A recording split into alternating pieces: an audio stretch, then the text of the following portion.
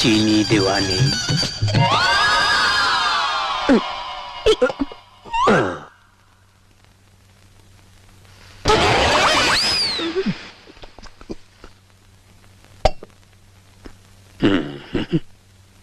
এবার ঠিক হয়েছে। সরি। শুনেছি শিবের মাথায় দুধ ঢালা হয়, কিন্তু তার ছেলে কার্তিকের মাথায় যে চা ঢালা হয় সেটা আজ জানলাম। আপনি কে ভক্ত? পূজা, বর্ষার বন্ধু। আমি কার্তিক, রাহুলের বন্ধু। নমস্কার। পরের বার মনে করে চায় চিনি দেবেন, কেমন?